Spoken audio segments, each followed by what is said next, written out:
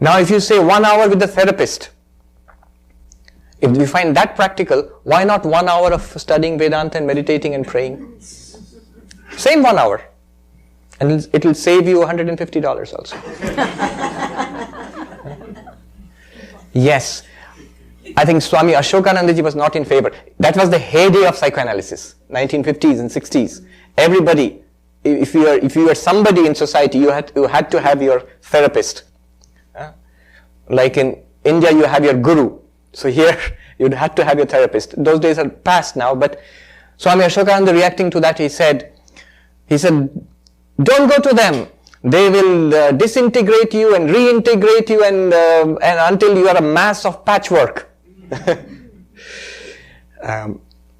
One way is to look at the insights of psychology, especially positive psychology. A lot of advances have been made in the last 20-25 years actually, which are pretty good, I think.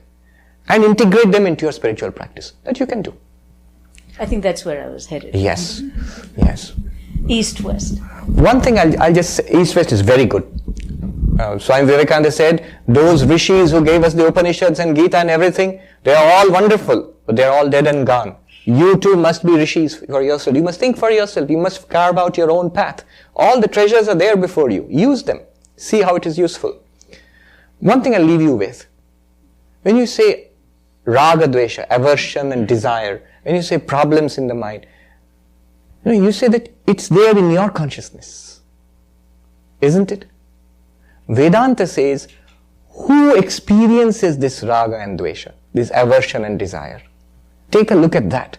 You see, we become so busy in trying to manage our problems, our mental problems. We're trying to manage the objects. But who is the one trying to manage? We're trying to reduce the suffering. But who is the one who says that I am suffering?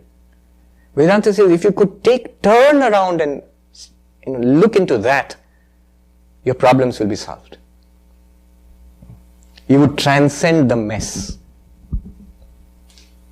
The mess would still remain like that maybe. But often the mess takes care of itself. We torture the mind unnecessarily sometimes. I want to enjoy this. Mind, you must enjoy. If the mind gets bored, you feel bad. Oh, I'm not able to enjoy this movie or this food or something. Right. The mind, you must meditate now. You sit and meditate and poor mind feels sleepy and you say, what a loser I am. I can't even meditate. You're torturing the mind. If you leave it alone, often you will find the mind settles down into something very nice. Take a step back. The reason we are torturing the mind is we think we are the mind. And we have to be in a certain way and not in that way. The mind is full of aversions and desires and all that. Let it be. What's it to you? So, what do you mean, Swami, what's it to be? No, really, I mean it. What's it to you? The moment you let it alone, you'll find the mind settles down. So, that's one thing. I do not tell you to meditate on texts, that repeating the text or thinking about the text. No. What I'm actually telling you, what Vedanta is telling you, meditate on the purport of the text.